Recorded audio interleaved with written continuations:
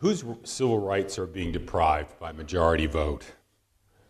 On November 9th, our state legislature in Massachusetts, assembled in Constitutional Convention, voted to recess until January 2nd, the last day of the legislative session, rather than vote on the marriage amendment proposed by Citizen Initiative regarding marriage.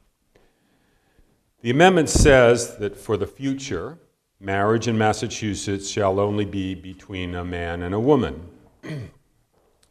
Now, under Article 48 of our state constitution, amendments proposed by initiative, quote, shall be laid before a joint session of the two houses. Final legislative action on the joint session shall be taken only by call of the yeas and nays, which shall be entered upon the journals of the two houses. At such joint session, an initiative amendment receiving the affirmative votes of not less than 1/4 of all the members elected shall be referred to the next general court, unquote. Notice that Article 48 repeatedly says shall, not should or shoulda, coulda, woulda. It's mandatory, not hortatory. Note also that it talks about, at the critical juncture, it says should only, right? So basically it's quite clear that legislators have a constitutional duty not to duck, that they have to vote. Now, Senator Brian Joyce, state senator from Milton, was quoted as saying about the amendment, quote, I don't support it. I don't support amending the Constitution. But I do believe I have a sworn obligation to uphold that Constitution that includes, in my opinion, taking a vote, unquote. He voted to recess. You know, this is an interesting instance in which we can hear, overhear a politician wrestling with his conscience. The conscience loses. So why did he and a majority of other legislators vote to recess rather than vote on the amendment, thus violating their solemn oath of office? Because, according to lead gay lobbyist Arlene Isaacson, quote, we would unquestionably have lost such a vote, unquote. In other words, the amendment supporters unquestionably had the 50 votes necessary to advance the amendment to the next stage, which is a similar vote in the next legislature, in order to get on the ballot in 2008. The amendment opponents had a majority to recess, but not the 75% supermajority the Constitution specifies is needed to kill the initiative amendment by final action.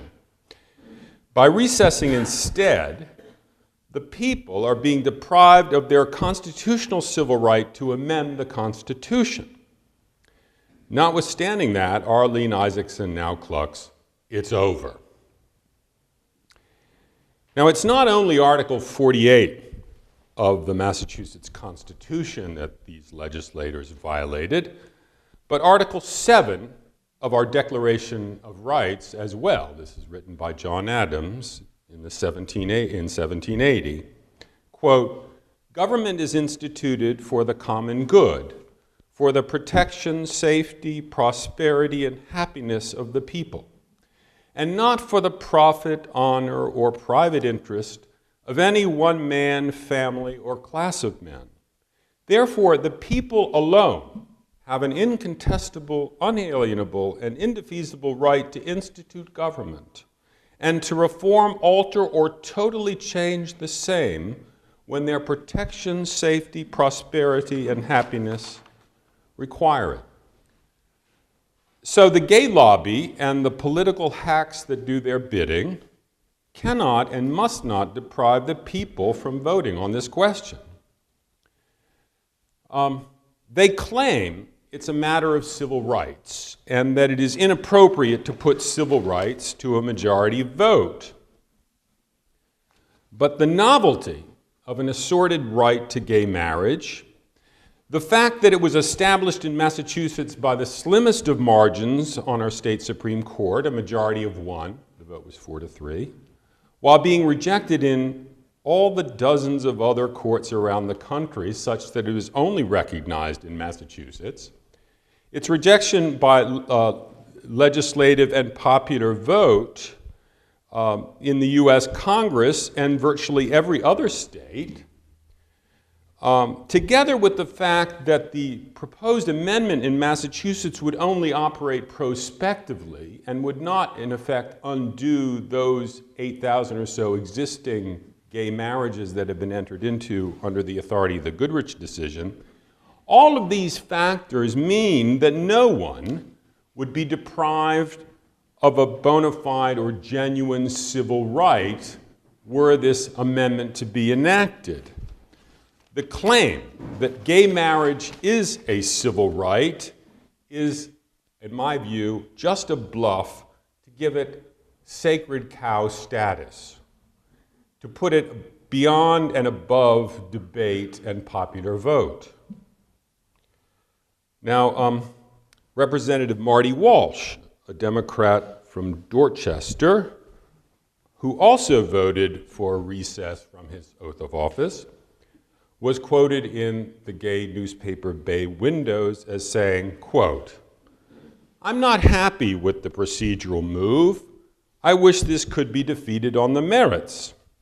My vote was to protect 16,000 people and the opportunity they have," said Walsh, referring to the 8,000 same-sex couples who have married in Massachusetts. "I would much rather have people upset with me on my vote than be pointed to say I was part of taking a right away from someone." Guess what, Marty? The proposed amendment would not take any rights away from the 16,000 people. Except maybe, I guess, if they wanted to engage in a second gay marriage after the amendment went into effect.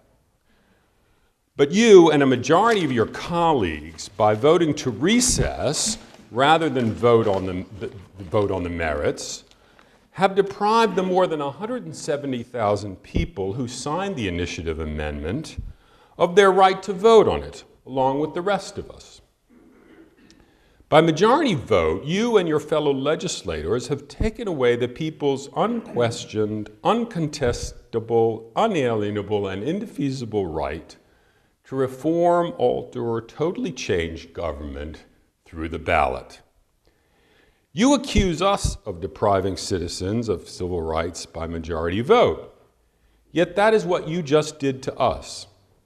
Could it be a case of projection, of claiming a splinter in the eyes of your brother while overlooking the glaring plank in your own? Fortunately for you and for us, there's time to repent. And come January 2nd, we'll know for sure. Now, obviously, this is sort of just the latest episode in the saga of the efforts over the years to amend the Massachusetts Constitution regarding marriage. A similar thing happened in July, last July, in the wake of a Supreme Judicial Court decision which essentially approved this amendment for the ballot when it was challenged by gay, lesbian advocates and defenders on legal grounds. And let me get into this. So we're sort of moving back in history, and maybe a little bit confusing, but there's apparently at least one thing everyone on the Supreme Judicial Court could agree on, that when 170,000 people sign a petition to get a proposed constitutional amendment on the ballot, it's okay for the Attorney General to certify it. The state's High Court unanimously upheld the Attorney General's rather ministerial decision last July against the argument of gay and lesbian advocates and defenders that the amendment was off limits because it would have reversed a judicial decision, a no-no under Article 48 of our state constitutions. The justices wrote that the proposal would simply amend the Constitution prospectively and not affect individuals in a particular court case. On July 12th, the state legislators met in constitutional convention to determine whether certain proposed amendments to the state constitution should go to the ballot.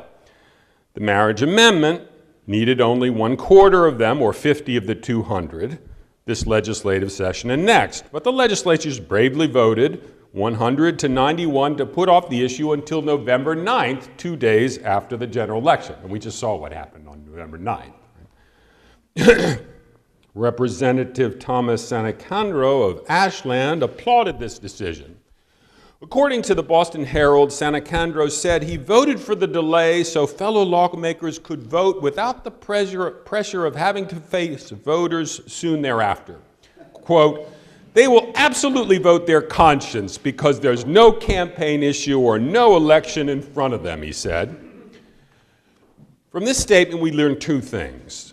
First, apparently our state representatives routinely vote against their consciences. And two,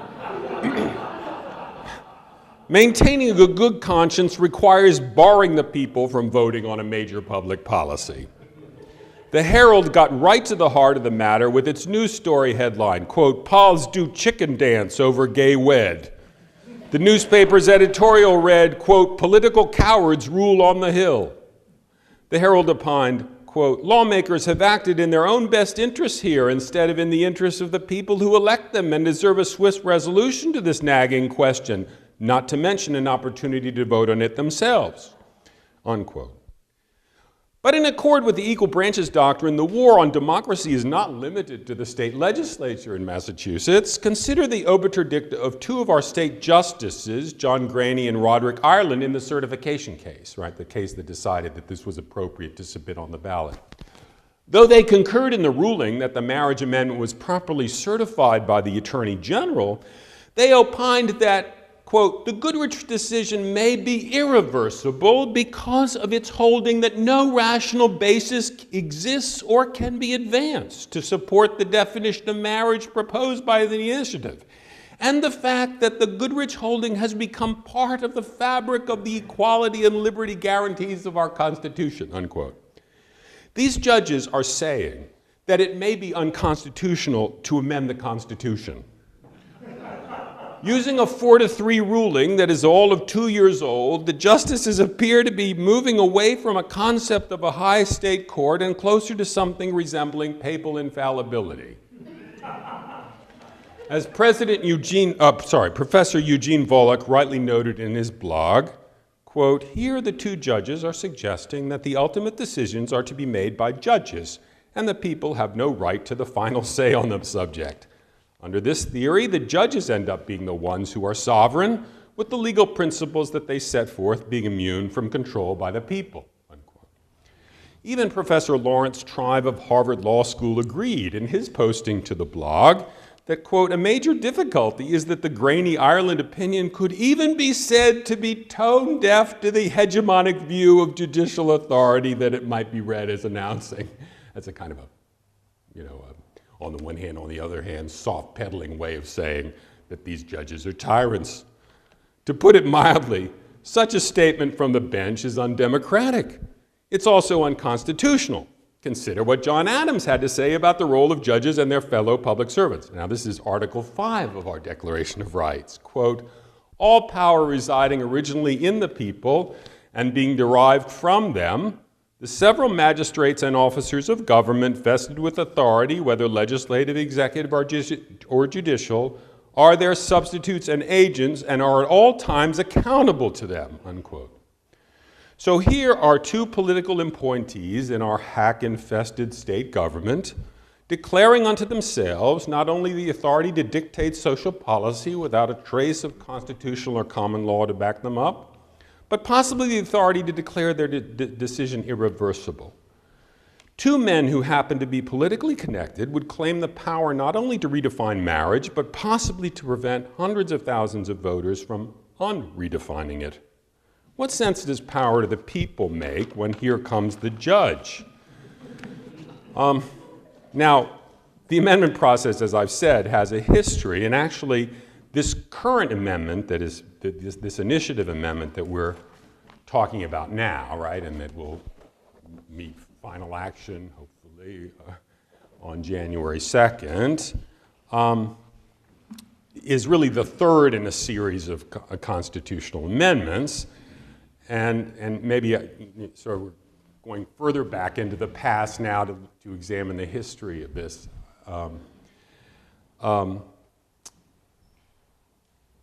You know, it's a little bit under the theory that if at first you don't succeed, try again, you know. And we have tried. This is the third attempt, it's a major attempt in Massachusetts to amend our state constitution regarding marriage. Under Article 48 of the Massachusetts Constitution, there are two ways to amend it. One way is the initiative amendment, which is what was followed recently, most recently, which requires a certain amount of signatures from the citizenry plus 25% of the combined legislature sitting as a constitutional convention over 2 successive legislative sessions. The other way is a legislative amendment, which requires a bill to be approved by more than 50% of the combined legislature sitting as a constitutional convention over 2 separate legislatures. Either way, the amendment must ultimately be placed on the ballot to be ratified by a majority of the popular vote.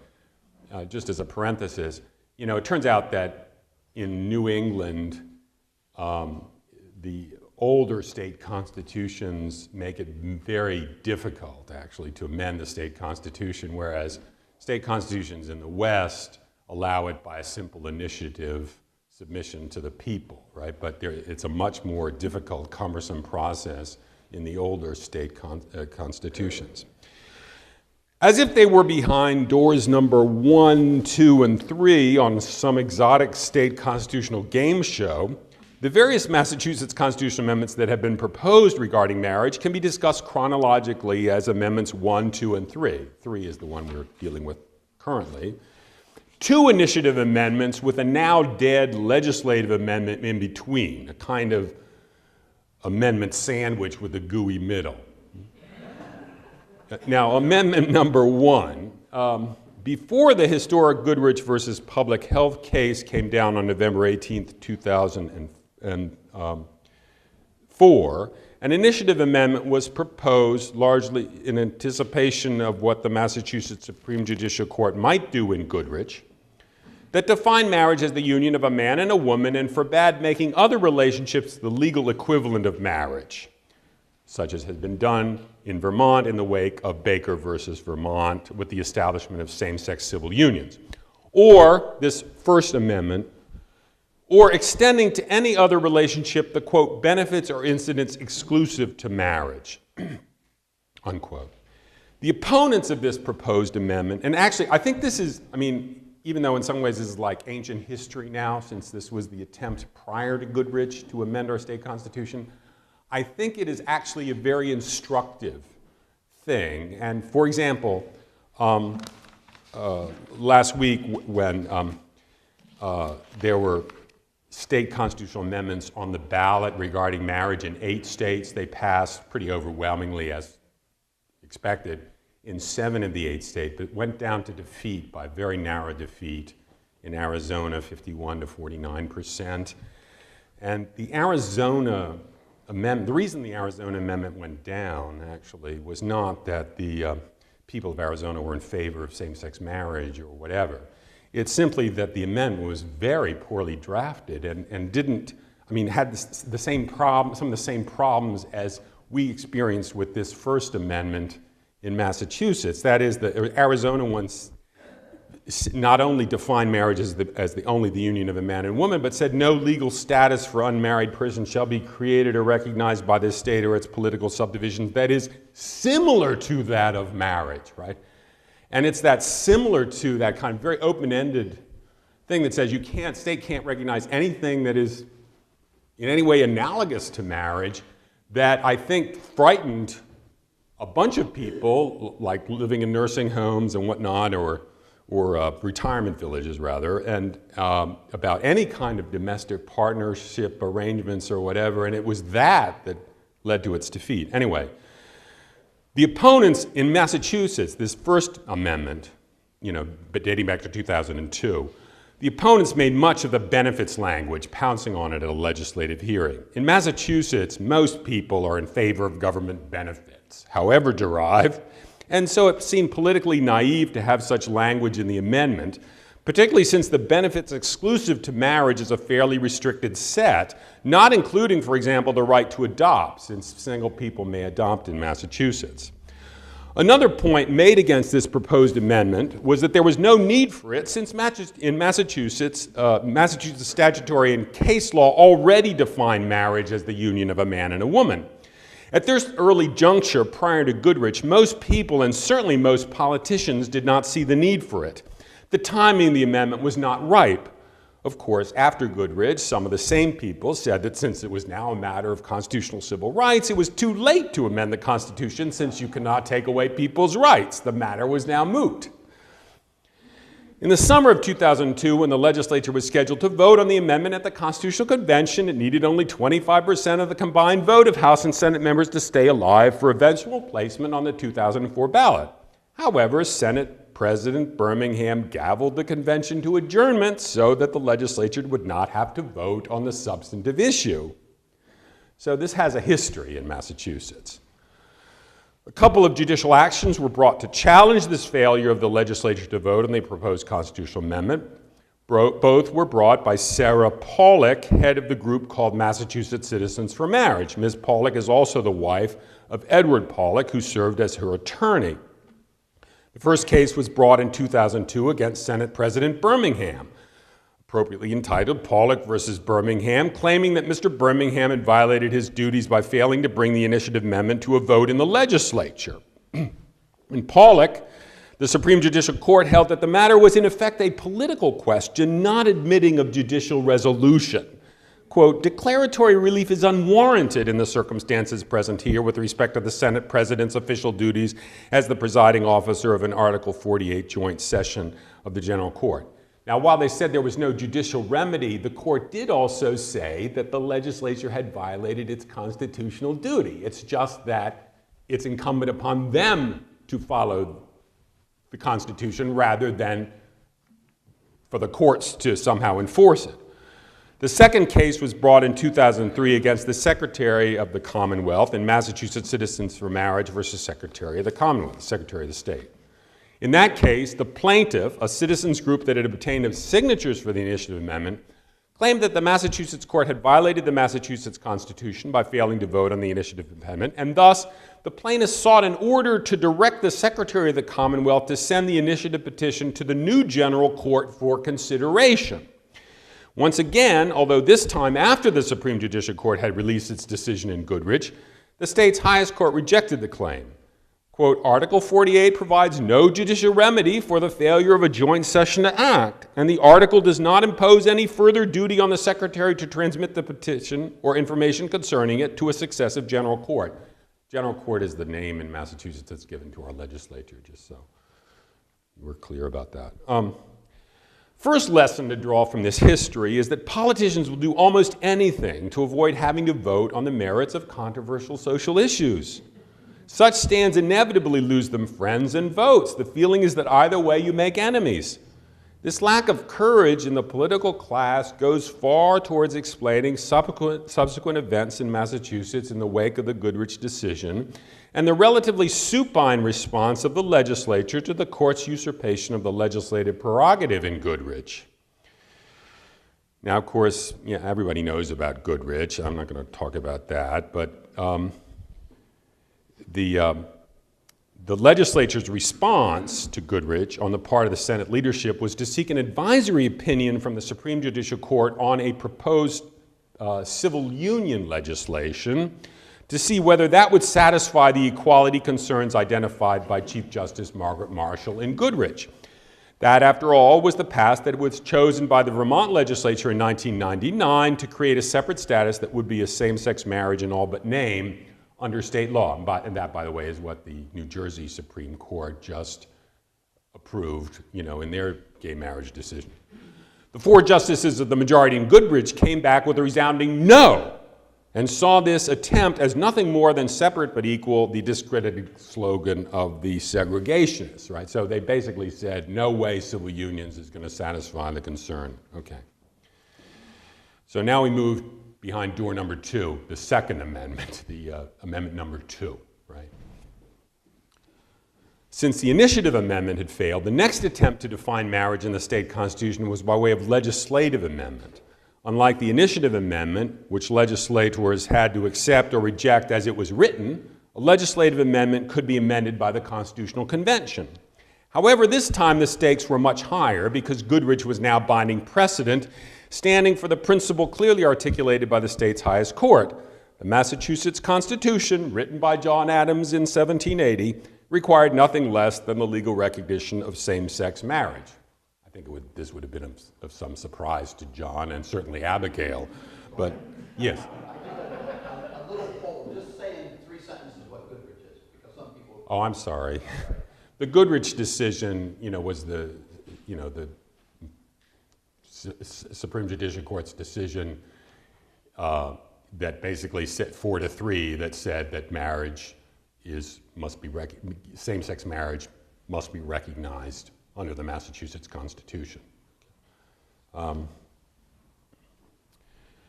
So the only way around it now, around this decision, was by constitutional amendment, because they had said that the Constitution requires the recognition of same-sex marriage. Representative Phil Travis led a group of legislators who proposed what they called the Marriage Affirmation and Protection Amendment, MAW and PAW, which represented the best chance that gay marriage opponents had to reverse Goodrich. The original MAW and PAW eliminated the confusing benefits language of the previous Initiative Amendment, but still said that other relationships could not be considered marriage or the legal equivalent of marriage, thus articulating a proposed state constitutional ban on gay marriage that would also forbid Vermont-style civil unions. In retrospect, this attempt to deal constitutionally with both marriage and civil unions proved to be overambitious. Okay. And may have some lessons, I think does have some lessons for the proposed federal marriage amendment, right, as to why it does not deal and cannot deal, realistically with civil unions. The response of the new Senate President Robert Travellini, joined by House Speaker Thomas Finneran, was an ostensible compromise that split the baby. It envisioned that marriage was only between a man and a woman, but that same-sex couples were entitled to entirely the same benefits, protections, rights, and responsibilities as marriage.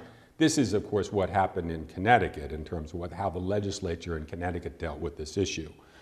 But at the time in Connecticut, they weren't acting under court order the way we were in Massachusetts or the way New Jersey now is or the way Vermont had in 1999. By originally linking the definition of marriage to the prohibition of civil unions, the amendment itself invited modification, which would maintain male-female marriage but institute marriage-equivalent civil unions for same-sex couples. And so,